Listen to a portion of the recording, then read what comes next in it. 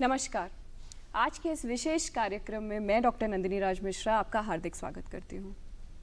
दर्शकों, मेरे हाथ में जो ये छोटी छोटी सफ़ेद गोलियाँ हैं, अगर आपको इस भरोसे के साथ दी जाएं कि आपकी बीमारी ठीक हो सकती है, आपको स्वास्थ्य लाभ मिल सकता है, तो क्या आप इसका सेवन नहीं करना चाहेंगे?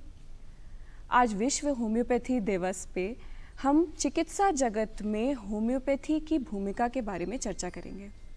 होम्योपैथी क्या है, ये पद्धति किस तरह से ट्रीटमेंट करती है, इसमें किन किन बीमारियों पे का ट्रीटमेंट हो सकता है, इलाज हो सकता है, इन सभी बिंदुओं पे चर्चा करने के लिए हमारे स्टूडियो में एक बहुत ही खास शख्सियत मौजूद हैं, डॉक्टर ए.के. द्विवेदी।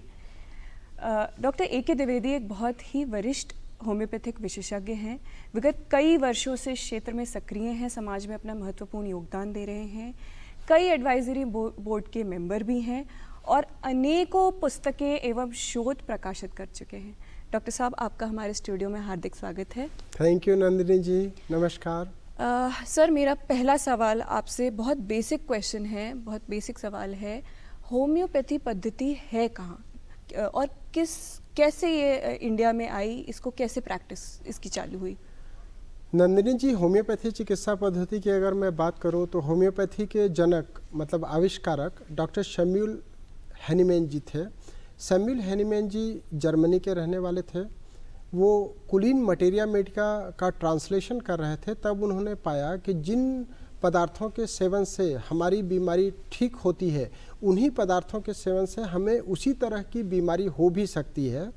तो उस तरीके का उनके दिमाग में आया कि क्यों न एक ऐसी चिकित्सा पद्धति बनाई जाए जिसका लोगों के शरीर पे नुकसान न हो, मतलब जिस तरह की उनको बीमारी हो उसी तरह के पदार्थों का प्रयोग करके उनकी बीमारी को ठीक किया जाए। क्योंकि उस समय जो चिकित्सा प्रणाली थी उसमें लोगों को बहुत शॉक दिया जाता था या ऐसी दवाइयाँ दी जाती थी जिससे उनको परेशानी होती थी। उस समय इतना एडवांसमेंट नहीं था एलोपैथी का।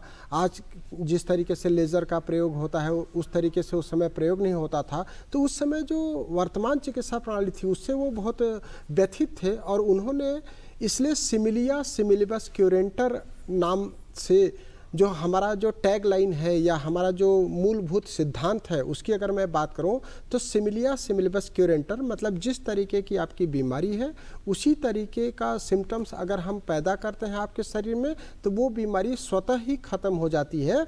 मतलब कि आपकी जो परेशानी है वो अपने आप ख़त्म हो जाएगी और आप पूरी तरह से स्वस्थ हो जाएंगे। ये होलिस्टिक हेल्थ प्रदान करता है। हमारी जो परेशानियां हैं मानसिक, शारीरिक या फिर सोसाइटी में कई लोगों को गुस्सा आता है, चिड़चिड़ापन आता है, तो उसको कई बार लोग बीमारी नहीं मानते हैं। आजकल देखेंगे तो विदेशों में साइकेट्रिस्ट का रोल बहुत बढ़ गया है। तो लोगों को अगर साइकेट्रिस्ट को दिखाना है तो हमारे देश में आज भी सोचते हैं कि हम पागल थोड़ी हैं कि डॉक्टरों को दिखाने जाएंगे। तो होम्योपैथी हमारे माइंड पे भी बहुत विशेष इफेक्ट डालती है। तो उसमें आपके जो शारीरिक लक्षण हैं, जो आपके बीमारी के लक्षण हैं, जो इन्वेस्टिगेशन में चेंजेस आया है, इन सभी को कवर करते हुए आपको होलिस्टिक रूप से टोटल हेल्थ प्रदान करती है और व्यक्ति स्वस्थ हो जाता है। अरे वाह सर, अगर मैं पूछना चाहूँ कि किन किन बीमारियों में इसका इलाज सबसे बेहतर ढंग से किया जा रहा है, तो ऐसी कौन सी बीमारियां हैं? नंदिनी जी, अगर मैं बीमारियों की बात करूं तो ऐसी बहुत सारी बीमारियां हैं जिसका इलाज होम्योपैथी में बहुत बेहतर तरीके से किया जा रहा है। लोग आजकल काफ़ी परेशान हैं ऐसी बीमारियों से जो बार बार हो जाती है। अगर मैं बात करूं जैसे रीनल स्टोन है, रीनल स्टोन के लिए लोग डॉक्टर के पास जाते हैं, सर्जन से उसका ऑपरेशन कर देते हैं। लोग एक बार तो खुशी खुशी करा लेते हैं, दूसरी बार थोड़ा कम खुश हो करके करा लेते हैं और तीसरी बार जब उनको स्टोन हो जाता है तब वो उसी डॉक्टर से पूछते हैं कि डॉक्टर साहब हम आखिर ऐसा कब तक ऑपरेशन कराएंगे।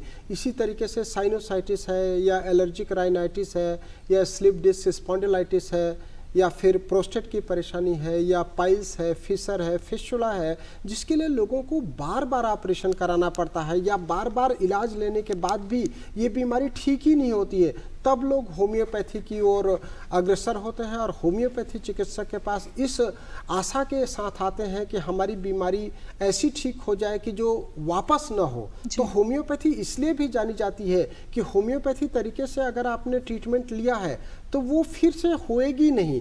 मतलब अगर आपने स्टोन का ट्रीटमेंट लिया है तो स्टोन का फॉर्मेशन बंद करा देगी शरीर में। अगर आपने पाइल्स फिशर फिस्टुला के लिए होम्योपैथी ट्रीटमेंट लिया तो आपको बार बार पाइल्स फिशर फिस्टुला होगा ही नहीं। जबकि दूसरी चिकित्सा पद्धतियों में आप देखेंगी तो वो बार बार दवाई, रोज दवाई खाते रहते हैं। हमारे पास कॉन्स्टिपेशन के पेशेंट आते हैं, बोलते हैं कि पहले हमने आधा चम्मच चूर्ण खाना चालू किया था, फिर 1 चम्मच चूर्ण कर दिया, फिर 2 चम्मच कर दिया, अब 3 चम्मच भी चूर्ण खाते हैं, फिर भी उनको स्टूल नहीं होता है। एलोपैथी वैसे भी रेजिस्टेंस से बहुत डील कोई कर भी रहा चिकित्सा प्रणाली हो, अगर आपका दवाई का डोज बढ़ते जा रहा है और बीमारी का लेवल बढ़ते जा रहा है तो वो तो सिंपली मैनेज भी नहीं कर पाती है। जैसे मेरे पास शुगर के पेशेंट आते हैं, ब्लड शुगर लेवल उनका जब 200-250 रहता है तब वो ट्रीटमेंट चालू करते हैं और इंसुलिन 6 यूनिट से स्टार्ट होकर के 60 यूनिट तक चली जाती है और ब्लड शुगर लेवल 200 से स्टार्ट होकर के 600 तक बढ़ जाता है, तब वो लोग होम्योपैथी की ओर आते हैं। या फिर उनको ब्लड शुगर के जो कॉम्प्लिकेशंस हैं वो स्टार्ट हो जाते हैं, या डायबिटिक न्यूरोपैथी या फिर डायबिटिक रेटिनोपैथी या फिर डायबिटिक नेफ्रोपैथी। मतलब डायबिटीज़ के जब शरीर पे प्रभाव और ज़्यादा बढ़ जाता है, गंभीर हो जाते हैं और वो इलाज भी लेते रहते हैं। वो इलाज लेते रहते हैं फिर भी न बीमारी रुकती है, न इंसुलिन की मात्रा कम होती है और शरीर में जो दुष्परिणाम है वो बढ़ते चले जाते हैं। तो उसको भी कहीं रोकने का कार्य होम्योपैथी करती है। जी सर, आपने अभी शुरुआत में बोला हम होलिस्टिक एजुकेशन की तरफ हैं। सर, होलिस्टिक एजुकेशन, होलिस्टिक पूरा ट्रीटमेंट जो है वो उसका शुरुआत कहाँ से होती है? जब आपके पास पेशेंट आता है, नॉर्मली क्या होता है, हम किसी डॉक्टर के पास जाते हैं, खासकर एलोपैथी में, तो डॉक्टर हमारी बेसिक हिस्ट्री लेते हैं जिसमें वो शायद आपकी ऑक्यूपेशन पूछ लें या आप क्या काम करते हैं, आपको कोई और बीमारियां हैं, इस सब के बारे में। क्या होम्योपैथी में इसके अलावा भी कोई हिस्ट्री, क्योंकि होलिस्टिक ट्रीटमेंट की बात कर रहे हैं, तो क्या बहुत कुछ लंबा इसमें हिस्ट्री टेकिंग रहती है? नंदिनी जी, हमारे पास जो पेशेंट आते हैं उनका जो बेसिक है वो केस टेकिंग पे ही निर्भर करता है। हम लोग उनका कंप्लीट केस टेकिंग करते हैं, उसके बाद टोटलिटी ऑफ सिम्टम्स बनाते हैं, उसके बाद इंडिविजुअलाइजेशन की ओर जाते हैं। जैसे मैं अगर आपको एक एग्जांपल दूं तो कोई पेशेंट आया तो उससे हम पूछते हैं कि आपको पानी का प्यास कैसा लगता है। पानी का प्यास अगर वो बोलता है कि ज़्यादा लगता है तो ज़्यादा लगता है तो मुंह सूखा रहता है या गीला रहता है? अच्छा। तो मुंह अगर सूखा है और पानी का प्यास ज़्यादा लगता है तो उसके लिए अलग दवाई है। मुंह अगर गीला है और पानी का प्यास ज़्यादा लगता है तो उसके लिए अलग दवाई है। हमारे पास ऐसे भी सिम्टम्स हैं, जैसे उसको दिन में 11 बजे या 12 बजे या 2 बजे परेशानी ज़्यादा होती है तो उसके लिए अलग दवाई है। रात को 11 बजे, 12 बजे या 2 बजे परेशानी होती है तो उसके लिए अलग दवाइयाँ हैं। जैसे कई बार आपने देखा होगा कि जो अस्थमा के पेशेंट होते हैं उनको रात को 3 बजे से 4 बजे के बीच में अस्थमा का अटैक आता है, तो हमारे पास ऐसी दवाइयाँ हैं जिनको 4 बजे से 3 बजे या 4 बजे के बीच में रात में भोर में परेशानी होगी और हम जब उसका दवाई उसको देते हैं तो उसको तुरंत ही आराम मिल जाता है। हमारे पास ऐसी भी दवाई है जिसको शाम को 4 बजे से 8 बजे तक परेशानी बढ़ती है तो उसके लिए अलग दवाई है। तो उसको हम इंडिविजुअल तो होलिस्टिक ट्रीटमेंट के लिए पहली कड़ी होती है पूरी उसकी हिस्ट्री। एक तरह से आप उसका पूरा पेशेंट का पूरा ब्लूप्रिंट तैयार कर लेते हैं। ठीक है। बिल्कुल सर, जैसे हम बीमारियों की बात करें, आपने अभी बीपी, डायबिटीज़, इन सब की बात करी, ये लाइफस्टाइल डिसऑर्डर्स हैं। अब इस समय आपको भी पता ही है कि आपके पास इतने पेशेंट आते होंगे। अगर पेशेंट बहुत समय से इस तरह की कंप्लेन लेके आ रहा है और उसको इस तरह के लाइफस्टाइल डिसऑर्डर्स की दिक्कत है, डायबिटीज़ है, बीपी है, तो इसमें अप्रोच क्या रहती है और इसका ट्रीटमेंट कैसे रहता है? नंदिनी जी, लाइफस्टाइल डिसीजेस की अगर आप बात कर रही हैं तो अगर मैं शुरुआत करता हूं कि अगर कांस्टेंट सिटिंग जॉब है जिसका बैठने का काम है, 6 घंटे, 8 घंटे, 10 घंटे या 12 घंटे उसका सिटिंग जॉब है, तो उसको लंबर स्पॉन्डिलाइटिस की परेशानी होने चालू हो जाती है, जिसका कंप्यूटर पे काफ़ी काम है या मोबाइल पे ज़्यादा वर्क है। आजकल देखेंगे आप युवा वर्ग जो आईटी सेक्टर में काम करता है वो दिन भर या तो लैपटॉप पे काम करता है या मोबाइल पे काम करता है, तो उसको सर्वाइकल स्पॉन्डिलाइटिस की परेशानी बढ़ जाती है। तो ऐसे पेशेंट जब हमारे पास आते हैं, चूँकि वो उस तरह के जॉब प्रोफाइल में है तो हम उनको जॉब छोड़ने का तो नहीं बोल सकते हैं, तो हम लोग जो होम्योपैथिक दवाई देते हैं वो उनके एमआरआई में उनके जो स्पाइन पे कितना कंप्रेशन आ रहा है उसको देखने के बाद डिसाइड करते हैं। और अगर मैं पर्सनली मेरी बात करूं तो मैं उनको यौगिक आसन भी बताता हूं। अगर उसको लंबर स्पॉन्डिलाइटिस की परेशानी है तो हम होम्योपैथिक दवाई देने के साथ साथ उसको सेतुबंध आसन, जो ब्रिज पोज या उसको जो ऐसा कमर उठाने का जो एक्सरसाइज है या आसन है उसको बताते हैं। और इसी तरीके से जो लोग लैपटॉप पे ज़्यादा काम करते हैं या मोबाइल पे ज़्यादा काम करते हैं तो उसको गर्दन में नस दबने लगती है, जिसके कारण उनको कई बार हाथ में नमनेस आ जाता है या फिर राइटर्स क्रैम्प होने लगता है। उनको हम लोग मेडिसिन देने के बाद भुजंग आसन की सलाह देते हैं। और मैं तो आज के युवा वर्ग को बिल्कुल बोलूँगा कि अगर आप बहुत ज़्यादा मोबाइल चलाते हैं तो आप दिन में 2 से 3 बार भुजंग आसन का ज़रूर प्रयोग करें, उससे आपकी परेशानी काफ़ी हद तक कम हो जाएगी। इसी तरीके से अगर ब्लड प्रेशर या मैं डायबिटीज़ की बात करूं, जो आजकल बीमारी का नाम नहीं फैशन जैसा हो गया है कि आप देखेंगे तो 10 में से 7 लोगों को या तो आपको ब्लड प्रेशर मिलेगा या तो उनको शुगर मिलेगा। 7 से बढ़ते बढ़ते वो 8-9 की ओर जा रहा है, जिसको रोकना बहुत ज़रूरी हो गया है। मुझे लगता है कि सभी चिकित्सा प्रणाली के चिकित्सकों को मिल करके एक ऐसा कॉमन प्रोटोकॉल निकालना चाहिए। जो होलिस्टिक की आप बात कर रही थी, होलिस्टिक अप्रोच हमारा ये होना चाहिए कि कोई भी चिकित्सा प्रणाली नहीं, सारे चिकित्सा प्रणाली के लोग मिल करके और मानव कल्याण या मानव हित में कार्य करें। ऐसी बीमारियाँ जो किसी भी एक चिकित्सा प्रणाली से ठीक नहीं हो रही है, उसके लिए सभी लोगों ने मिल करके और बात करना चाहिए। मैंने गवर्नमेंट को भी पिछले साल प्रपोजल दिया था। हमारे देश के राष्ट्रपति जी 10 जनवरी 2023 को इंदौर में आई थी और उन्होंने मुझे मिलने के लिए बुलाया था। तो मैंने माननीय राष्ट्रपति महोदया को भी ये बोला था कि हमारा देश ऐसा अगुवाई कर सकता है पूरे विश्व में कि एक होलिस्टिक ट्रीटमेंट का केंद्र बनाए और जिसमें ऐसी बीमारियां जो ठीक नहीं होती हैं, जैसे कैंसर की अगर मैं बात करूं तो कैंसर बार बार हो जाता है उनको, तो कैंसर में कीमोथेरापी, रेडियोथेरापी और ऑपरेशन लेने के बाद भी पेशेंट हमारे पास आते हैं और हम लोग जो उनको दवाई देते हैं उससे उनको काफ़ी राहत मिल जाती है। इसी तरीके से ब्लड प्रेशर और शुगर जो युवा वर्ग में हो रहा है, हमारा जो ध्यान है अगर 50 साल के पहले हो रहा है तो उसको रोकना बहुत ज़रूरी है ताकि अगली पीढ़ी को हम बचा सकें। तो उसके लिए हम लोग होम्योपैथिक दवाई का जो अभी आपने दिखाया, ये होम्योपैथी की 50 मिलीस्मल पोटेंसी है। 50 मिलीस्मल पोटेंसी की दवाई डिस्टिल वाटर में दी जाती है। तो उसमें शुगर के मरीजों को हम चूँकि वाटर में प्रयोग कराते हैं तो बिल्कुल मिठास नहीं जाती है, तो उनका शुगर जो बढ़ने का डर रहता है कि होम्योपैथिक दवाई मीठी होती है और शुगर बढ़ सकता है खाने से, तो हम लोग ये पॉपी सीड्स जो है होम्योपैथी की 50 मिलीस्मल पोटेंसी, इसको हम डिस्टिल वाटर में देते हैं और फिर उसको भी हम उनको लेते टाइम पानी में और डाइल्यूट करके लेने का बोलते हैं। तो उससे उनकी बीमारी पे तुरंत कंट्रोल होता है, शुगर बढ़ता नहीं है और इसी तरीके से बीपी धीरे धीरे उनका बढ़ना कम हो जाता है। सेम बीपी में भी है, बीपी का वो पहले 20 मिलीग्राम की टैबलेट से चालू करेगा, फिर 40 मिलीग्राम की टैबलेट हो जाएगी, फिर 40 मिलीग्राम की टैबलेट सुबह शाम हो जाएगी, उसका बीपी भी बढ़ता जाएगा और टैबलेट की मात्रा भी बढ़ती जाएगी। तो उसको कहीं ना कहीं होम्योपैथी से कंट्रोल किया जा सकता है। सर, बीपी और शुगर की जो आप बात कर रहे हैं कि ये दवाइयाँ इनकी इंक्रीज होती जाती हैं पेशेंट्स की, अब ऐसे में मान लीजिए कोई पेशेंट मान लीजिए 20 mg की दवा खा रहा है या उसकी डायबिटीज़ की दवा 100 mg की चल रही है या 500 mg की चल रही है दिन में 2 बार। अब उसको जो दूसरी पद्धति के डॉक्टर हैं, एलोपैथिक डॉक्टर्स हैं, वो कहते हैं कि भैया तुमको ये नहीं बंद करनी, एक भी दिन मिस नहीं होनी चाहिए। ऐसे में जो पेशेंट आपके पास इतनी बढ़ी हुई शुगर या इतनी बढ़ी हुई बीपी के साथ पहुंचते हैं, क्या आप उनको सलाह देते हैं कि दोनों तरह की पद्धति साथ में इस्तेमाल करें, कि ऐसा होता है कि दूसरी दवाइयां बंद करनी पड़ती हैं और फिर इस पद्धति का इलाज अपने आप में अकेला होता है? नहीं नंदिनी जी, जब पेशेंट हमारे पास पहली बार आता है तो हम उसका प्रेस्क्रिप्शन देखते हैं, उसका कितने मिलीग्राम की टैबलेट बीपी के लिए चल रही है या कितना यूनिट इंसुलिन ले रहा है, हम उसी दवाइयों के साथ में होम्योपैथिक दवाई लेने का ट्रीटमेंट सलाह साथ में देते चल हैं। रहा है। बिल्कुल साथ में लेने की सलाह देते हैं।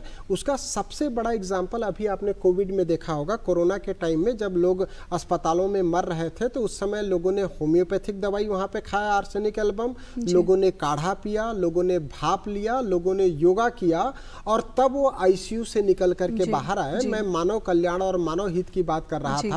तो मानव कल्याण और मानव हित सभी चिकित्सा पद्धतियों में निहित है।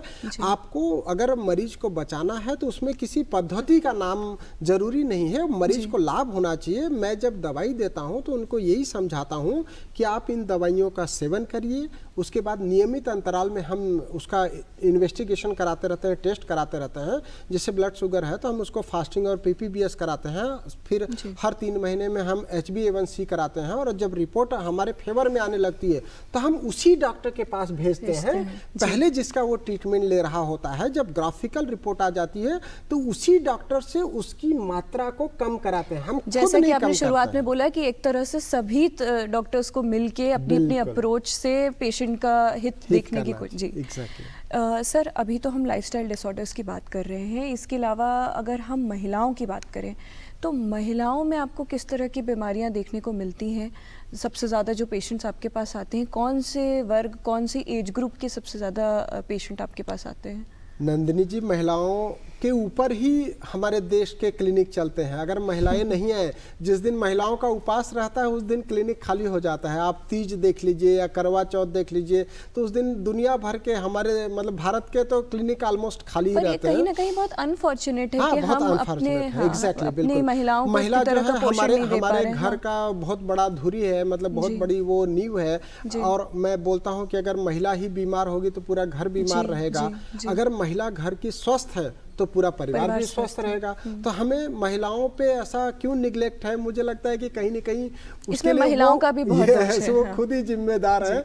जैसे वो दूध का गिलास जो होगा वो अपने पति को तो भर के गिलास देंगी, बेटा को घर के भर के गिलास देंगी, लेकिन खुद जब पीना होगा तो बहुत कम मात्रा में लेंगी या बोलेंगी कि मैं पी के क्या करूँगा। सेम ऐसे ही सलाद या फिर ड्राई फ्रूट खाने के मामले में है। हालांकि आजकल एजुकेशन के साथ साथ ऐसा नहीं है, महिलाएं अपने स्वास्थ्य का काफ़ी अच्छा ध्यान रखने लग गई हैं। आजकल कामकाजी महिलाएं हैं, वो ऑफिस का वर्क भी देखती हैं, उसके बाद घर का वर्क भी देखती हैं, पति को संभालती हैं, बच्चों को संभालती हैं, पेरेंट्स को संभालती हैं।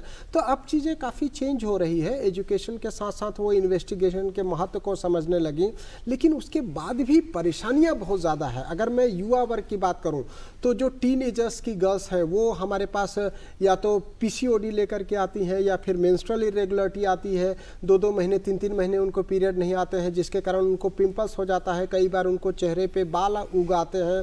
तो ऐसी बहुत सारी परेशानियां हैं जो टीन एजर्स में देखने को मिलते हैं।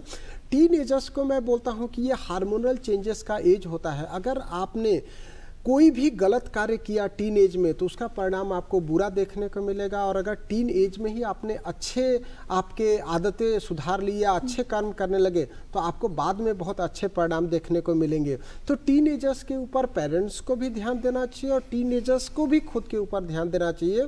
पिंपल्स के लिए बहुत सारा केमिकल नहीं लगाना चाहिए, उससे कई बार उनके चेहरे खराब हो जाते हैं। जो दर्शक इस समय देख रहे हैं, मैं उसमें खास करके जो टीनेज लड़कियां, जो युवा वर्ग के बच्चे, किशोरी लड़के लड़कियां, उनको आप क्या मैसेज देना चाहेंगे? क्योंकि मैंने एक प्रेवलेंस देखा है कि ये जो किशोर किशोरियों का जो अभी जो जनरेशन चल रही है, ये जिम की तरफ बहुत है, ये फ़ोन की तरफ बहुत है, और जो पढ़े लिखे बच्चे हैं वो YouTube से बहुत सारी दवाइयाँ खुद ओवर द काउंटर ले लेते हैं। तो उनको आप क्या मैसेज देना चाहेंगे? नंदिनी जी, आपका सवाल बहुत अच्छा है। टीनेजर्स के लिए मैं जब भी वो क्लिनिक में आते हैं तो मैं यही बोलता हूँ कि ये उम्र तो आपकी पढ़ने की या अच्छे जॉब के लिए है, आपका इलाज के लिए उम्र नहीं है। मैं उनको ये बोलना चाहूँगा आपके स्टेज के माध्यम से, इस दूरदर्शन के माध्यम से, कि आप मॉडेस्टी की तरफ मत जाइए। आप ये सोचिए कि यदि आप दूसरे को देख करके सिगरेट पीने जा रही हैं तो उस सिगरेट का आपके शरीर पर क्या नुकसान होगा। अगर आप कोई भी नशा करने जा रही हैं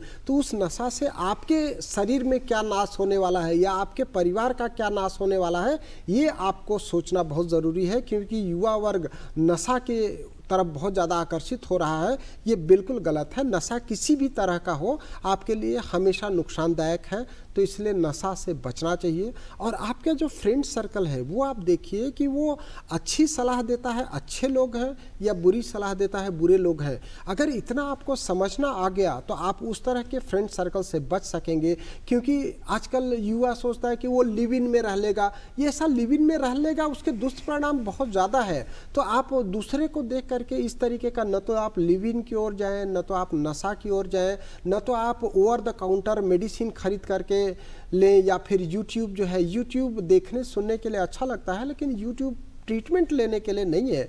डॉक्टर आज जो 25 साल 27 साल का किसी का डॉक्टरी का एक्सपीरियंस है, उसका प्रोफेशनल एक्सपीरियंस है, वो जो आपको देख करके ट्रीटमेंट देगा वो यूट्यूब देख करके नहीं दे सकता है। तो इसलिए इस तरीके के ट्रीटमेंट से हमेशा बचना चाहिए। आपके पड़ोस में जो डॉक्टर है आप उसको जा करके मिलिए, बिल्कुल शर्माइए नहीं, आपकी सारी परेशानियां उसको बताइए। मुझे लगता है कि उसका सलूशन मिल जाएगा, तो ना आप आगे डिप्रेशन में जाएंगे, ना सुसाइडल थॉट्स आएंगे। कई बार युवा वर्ग मेरे पास आता है, वो बताते हैं लड़कियां कि वो नशा करने लग गया था, या उसने ऐसे व्यक्ति से प्यार कर लिया था जो नशा करने लग गया, तो उसकी पूरी लाइफ तबाह हो गई है, वो सुसाइड करना चाहती है। तो आप इस तरह के कदम नहीं उठाएं, और खास करके अगर आपने उठा भी लिया है तो तुरंत आप मम्मी पापा या पेरेंट्स या जो भी आपका दोस्त है उससे बात करें। और अगर किसी से भी आप शेयर नहीं कर सकते हैं तो बेस्ट वे डॉक्टर से बात करिए। आप डॉक्टर्स के पास जाइए, काउंसलिंग के लिए जाइए साइकेट्रिस्ट के पास, और तुरंत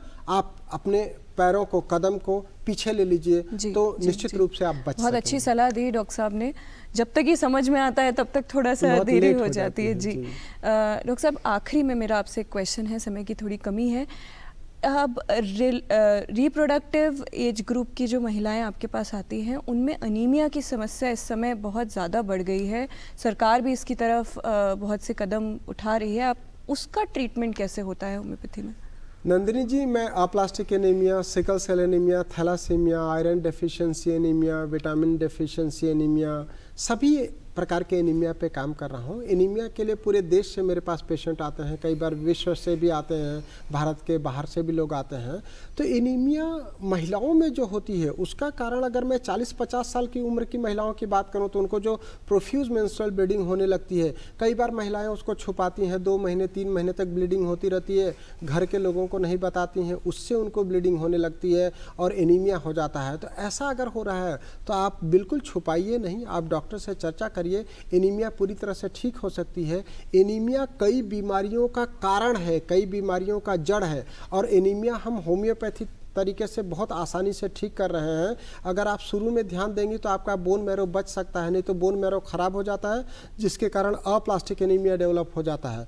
तो ऐसी कंडीशन न बने, आपको बोन मैरो न खराब हो जाए, उससे पहले आपको ट्रीटमेंट लेना है और डाइट का विशेष ध्यान रखना है। आप डाइट के बारे में भी थोड़ा सा प्लीज बताएं। जी, डाइट में क्या है कि जो घर में हमारे अवेलेबल है, जैसे गुड़ है, चना है, या पालक है, पनीर है, या जो ठंड में लड्डू बनते हैं, आप उसको देखिए कि किस तरीके से हमारे पूर्वजों ने सोचा होगा। वो आंवले का मुरब्बा बनाते थे। Amla richest source of vitamin C है, उसको गुड़ में या शक्कर में क्यों उबाला गया? क्योंकि जिनको खट्टे से नुकसान था उसके लिए उन्होंने मीठा बनाया। आप देखिए ड्राई फ्रूट का लड्डू बनता है हमारे देश में, हर जगह देखिए आप, ठंड में ड्राई फ्रूट का लड्डू बनेगा या गजक बनेगा। तिल और गुड़ का जो कॉम्बिनेशन है, या बादाम और गुड़ का जो कॉम्बिनेशन है, मतलब एक तरफ प्रोटीन है, एक तरफ आयरन है। तो ये जब ऐसा खाना लेंगे तो आपकी हड्डियां मजबूत रहेगी, आपका बोन मैरो मजबूत रहेगा और ब्लड कम नहीं होगा, एनीमिया से बच सकेंगे। अच्छा सर, आखिरी का 1 मिनट है, मैं आपसे बस एक आखिरी मैसेज अपने जो दर्शक इस समय देख रहे हैं उनको एक मैसेज आपकी तरफ से देना चाहूँगी कि क्या इस समय जिस तरह की हैबिट्स, जिस तरह की डाइट हम लोग फॉलो कर रहे हैं, उसको लेके हम अपने दर्शकों को क्या बोलना चाहेंगे? मैं दर्शकों को ये बोलना चाहता हूँ कि आप लोग पिज़्ज़ा बर्गर की ओर बहुत ज़्यादा आकर्षित हो रहे हैं, उससे बचें। हमने कोरोना में देखा कि हम लोग दाल चावल रोटी सब्जी जो घर में उपलब्ध था उसको खाया और कई सारी बीमारियों से बचे। उस समय केवल कोरोना से ही नहीं बचे, उस समय दूसरी बीमारियों से भी बचे। उस समय ऑपरेशन भी बहुत कम हुए। तो आप लोग जो घर में हमारे उपलब्ध खाद्य पदार्थ हैं उसका सेवन करिए। आप लोग आपके जो गार्जियंस हैं, पेरेंट्स हैं, उनकी बात को मानिए। आजकल का युवा सोचता है कि वो ज़्यादा समझदार है, उसके पेरेंट्स समझदार नहीं है। ये बिल्कुल गलत है। ऐसी सोच, ऐसी धारणा ठीक नहीं है। जिसने आपको पैदा किया, जो इतना बड़ा किया, आपको अच्छी लाइन दिया जिसने, वो निश्चित रूप से आपसे समझदार है। तो पेरेंट्स का आप इज्जत करें, उसकी बात माने, वो निश्चित रूप से आपको अच्छी पथ पर ले जाएगा। जी जी सर, आज की चर्चा हम यहीं समाप्त करेंगे। आपने हमारे लिए आज समय निकाला, हमारे स्टूडियो में आए, उसके लिए आपका बहुत बहुत धन्यवाद। मुझे उम्मीद है हमारे दर्शकों को आज की इस चर्चा से किसी न किसी रूप में लाभ ज़रूर मिला होगा। अगले अंक में फिर मुलाकात होगी। नमस्कार।